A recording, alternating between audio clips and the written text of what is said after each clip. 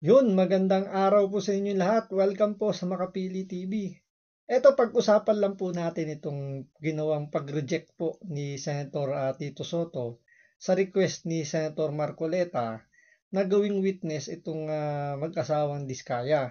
Kasi nung first day ng Senate hearing, sinabi ni Marcoleta na kung hindi magsasalita itong mga itong mga kontratista na kung sino-sino yung mga nakinabang doon sa flood control scam ng DPWH, sila lang yung masisisi, sila lang yung makakasuhan, sila lang yung makukulong at the same time mapipraise yung kanilang mga asset. Kaya kung mapapansin nyo, doon sa pangalawang hearing ng Senate Blue Ribbon Committee, kumanta na po yung Diskaya at inilaglag nga yung mga DPWH official pati yung mga congressman. Ngayon, dahil doon, ni-recommend ni Senator Marcoleta na maging witness yung Diskaya para kahit papaano madagdagan pa yung mga pwedeng kumanta na kontratista dahil makikita nila na pinoproteksyonan itong mga magsasalita o magwi-witness para ituro yung mga dapat nang ituro. Ngayon, bago mangyari yung pag-request ni Senator Marcoleta, hiniram muna ng House of Representatives yung 15 kontratista na pinangalanan ni Bongbong Marcos para, alam nyo, gisahin sa Kongreso kung totoo o kung ano pa yung mga nalalaman nila. Pero napunta yung naging topic kay Diskaya. At doon ginigiba yung kanilang mga statement kasi walang pinangalan ng mga senador na nakinabang dun sa flood control project. At the same time, yung pagdawit ng mga Diskaya kay Saldico at kay Martin Romualdez. Ngayon, after nung House of Representatives na hearing sa flood control, nagkaroon ng rigo doon sa Senado at yun nga, napalitan si Chis Escudero bilang Senate President. Napalitan din si Senator Marcoleta bilang chairman ng Senate Blue Ribbon Committee. So hindi umabot yung request niya na mapirmahan ni Chis Escudero para maging witness, para may padala kay Secretary Boying Remulla para maging witness yung Diskaya. Dahil doon, yung pinaka-report niya, ang dapat pumirma si Senator Tito Soto dahil siya na yung bagong Senate President, ni-reject yung request niya na maging witness yung mga Diskaya. So ito, alamin natin, ano ba yung naging rason? Bakit ni-reject ni Senator Tito Soto yung request ni Marcoleta na maging witness itong mga Diskaya? So ito, panoorin nyo at pakinggan ko ano yung naging rason niya. Pero syempre, bago ang lahat, kung hindi ka pa nakasubscribe sa Makapili TV, baka naman pwedeng pakipindot po muna yung subscribe button at the same time, palike na rin po ng video, wala naman pong bayad dyan. Kaya, pindot na. So ito, panoorin po natin at pakinggan ninyo kung ano yung rason ni Senator Tito Soto sa pag-reject doon sa request ni Senator Marcoleta. Yes, sir. Marami po kaming tanong pero unahin ko na po yung hindi ninyo pagpirma doon sa request ni Senator Marcoleta para gawing testigo ang mga Diskaya. Kumbaga parang sila state witness. Ano po? Bakit po? Well, una sa lahat, pinadala sa akin dito yung sulat nung Lunes gabi. At dito sa sulat na to, yung nga sinasabi niya na ginagawang state witness. Itong i-recommend namin na state witness kay Secretary Remulla, Secretary Boying Remulla.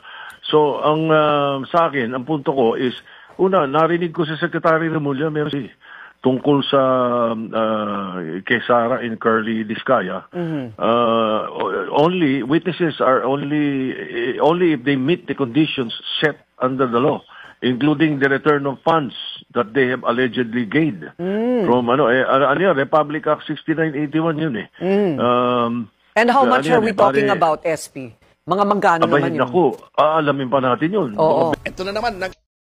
So, base rito sa sinabi ni Senator Tito Soto, nakinig lang siya sa sinabi ni Boying Remulla na kailangan daw munang magbalik ng pera dahil isa daw sa mga requirements yun para maging state witness yung mga Diskaya. Siyempre, kung tatanungin nga naman kung gaano kalaki yung dapat isoli nila, kailangan bang kumbaga i-audit kung magkano ba talaga yung nakulimbat nila. Sabihin natin for the sake of argument sa lang dahil nga parte sila doon sa naging korupsyon ng flood control. So sinasabi nga ni Remulla daw, nakinig lang si Tito Sotto doon sa recommendation o sa sinasabi ni Boying Remulla na hindi man lang siya nag-research. Kung totoo ba yung sinasabi ni Boying Remulla na kailangan mo nang magbalik ng kayamanan o ng pera yung mga diskaya bago sila maging state witness. Kaya dito binoljak ni Topacio itong si Boying Remulla dahil mali-mali pala yung sinasabi niya na meron na kumbaga parang dating dito nagdagdag lang ng requirement si Boying Remulla para hindi maging witness yung mga diskaya. So ito panoorin, pakinggan ninyo si Attorney Ferdinand Topacio kung ano ba yung tamang mga requirements o procedure para maging witness ang isang tao. So ito panoorin po ninyo. Ito na naman, nag-invento na naman ng batas itong si Primo Boying Remulla. Sabi niya, pwede daw maging state witness ang mga diskaya kung ibabalik nila yung ninakaw daw nila. Bakit may presumption na ninakaw? Grabe. Alam nyo, Judgmental na. hindi, ganito, hindi lang sa judgmental. Opo. Wala po sa batas eh. Unang-una, yun pong presumption na kapag ang iyong sweldo, ay ang iyong yaman ay sobra sa iyong sweldo and therefore ill-gotten, not only pertains to public officials. Hindi po kasama diyan ang private. Ngayon, eto po yan, Mr. Justice Secretary. Ang hirap kasi talaga na ang Justice Secretary mo hindi nakakita ng loob ng courtroom. Mr. Justice Secretary, wala pong batas na nagsasabing bago ka mag-state witness, ay kailangan magbalik ka muna ng pera, i-audit muna yung yaman mo. Wala po. Ito po Primo Boying, nasa Rules of Court po, nasa Rule 119, ito lamang po ang requirements para maging state witness. Number 1, absolute necessity. Ibig sabihin, hindi mo mako-convict yung isang akusado kung wala yung testimonya ng taong gagawing state witness. Ayun. In this case, nag-a-apply. Kasi kung hindi magsasalita sina Diskaya, hindi mo mako-convict yung mga sa DPWH at saka mga congressmen na nanghihingi. Di ba? Number 2, not the most guilty. Ito nga, pinalitan na to eh. Dati, ang provision ay least guilty. Pinaka hindi guilty. Opo. Kasi guilty rin eh. Opo. Ngayon, ginawa ng not the most guilty, hindi sila ang pinaka-guilty. Pasok din dahil ang pinaka-guilty dyan, yung mga congressmen at saka yung mga public officials na nanghihingi. Kung binigyan man sila, di ba, in-explain na nila, napilitan po kami, otherwise, walang projects. Okay. Substantial corroboration, may iba pang ebidensya na nagpapatunay doon sa kanilang sinasabi. Di ba may sinasabi na nga mga insertion?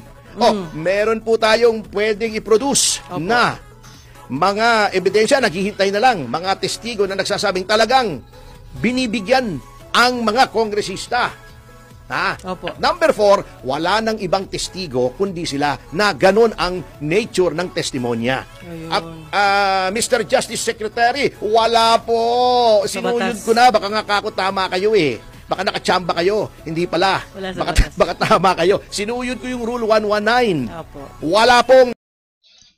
So yun, base rito kay Atty. Topacio, wala pong ganung batas or walang ganung rules na kailangan munang magsauli ng pera bago maging state witness. So, ibig sabihin, itong si Boying Remulla, ayaw lang na maging witness yung mga diskaya, kahit si Senator Tito Sotto, ayaw lang nilang maging witness yung mga diskaya kasi walang involvement yung mga Duterte.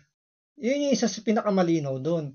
What if kasi may binanggit si Diskaya na Duterte na sangkot doon sa flood control project scam ng DPWH, ganito kaya ang sasabihin nila na hindi pwedeng maging state witness ang mga Diskaya?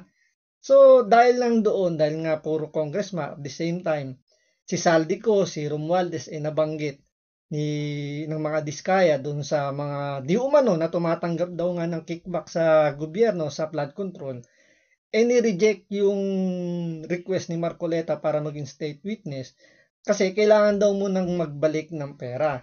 So, malinaw na malinaw, pasok ang mga Diskaya doon sa pagiging witness kasi nga, kumbaga, hindi naman sila yung pinaka-guilty, di ba?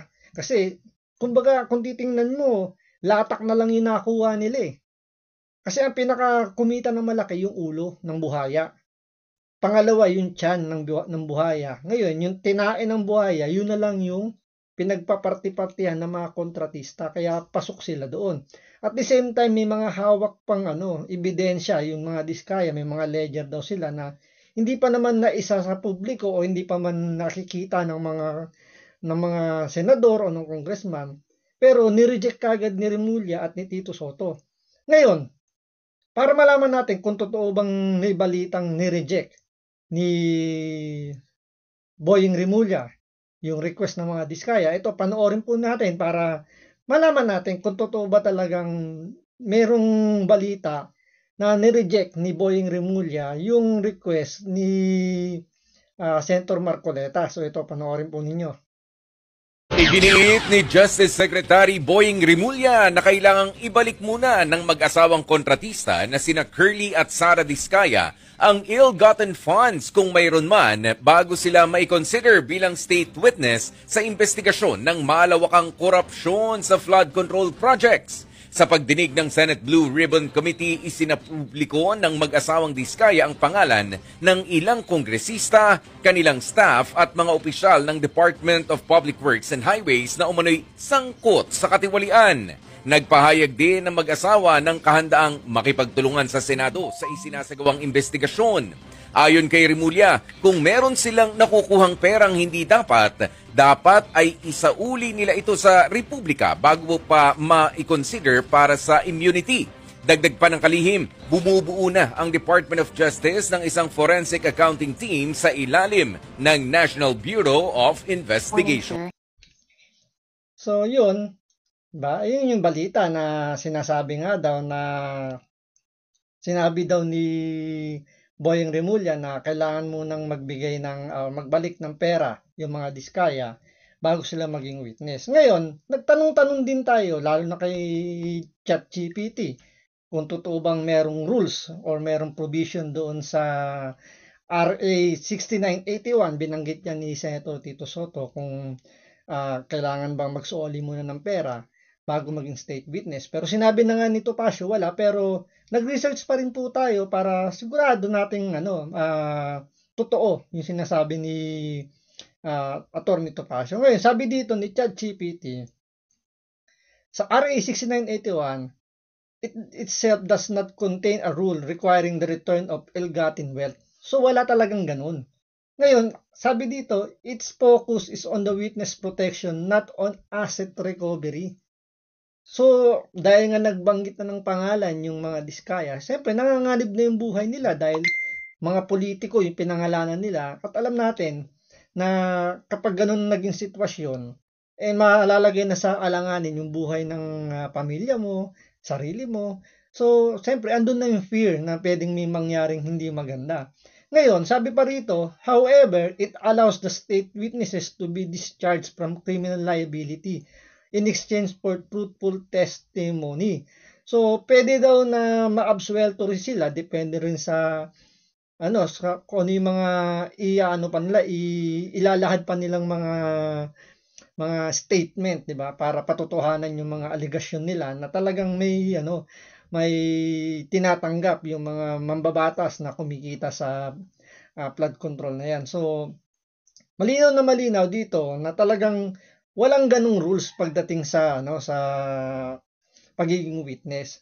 So, ang kailangan lang patutuhanan lang ng mga nag-a-apply na witness na sapat yung kanilang nalalaman provided na mga ebidensya. Ngayon, kung yung Secretary of Justice tsaka yung Senate President ni-reject na yung pagiging witness ng mga Diskaya, siyempre ang presidente ganun din, ni-reject din niya. Akala ko ba na ang habol niya is katotohanan para mapanagot yung mga may kasalanan dito sa flood control project? Bakit ganito? Kahit ang presidente parang hindi rin siya naniniwala agad. Kumbaga rito, meron na agad siyang conclusion na hindi totoo yung sinasabi ng mga Diskaya. So ito, panoorin po natin. Morning, sir. Yesterday at the Senate hearing, Mr. Diskaya floated House Speaker Martin Romualdez' name. He wasn't one of the congressmen allegedly directly involved po, but he was linked to one of those in the list, Mr. Congressman Marvin Vilio. What was your reaction upon hearing this po? Alam mo, kaming lahat suffer from that, sasabihin, utos ni Presidente, utos ni Secretary, utos ni ganto. Tapos, hindi naman totoo. Kaya, we'll have to look. Kung totoo, di may problema na talagang inutos. Pero hindi, ang nakikita ko, we are all of us who are in high positions of high offices in government, all of us suffer that. Akala ko approve mo eh. Wala akong alam dyan. Sabi ni ganito, ikaw daw mga nagpa-approve nito. Sasabihin mo, hindi, wala akong alam dyan. Alam naman ninyo yan. Nina-name drop lahat. Pagpapakuha ng picture. Tapos sasabihin, tignan mo, malapit kami. Sa isang araw, 1,000 yung nagpapapicture sa akin. So lahat yung 1,000 na yun, malapit sa akin. Di ba? So people have to be more careful. At wag silang masyadong gullible. But again, it's something that all of us who are in high office. Kung titingnan mo rito sa sinasabi ni Bongbong Marcos, may punto nga naman. Yung pag-name drop, talaga nagiging kalakaran sa gobyerno. Pero pagdating dito kasi kay Diskaya, nakalimutan niya, may hawak na ledger itong si Diskaya at humihingi ng tulong sa kanya para maproteksyonan, para mabanggit niya pa kung sino-sino pa. Kumbaga lahat ng nalalaman niya, maibigay niya na.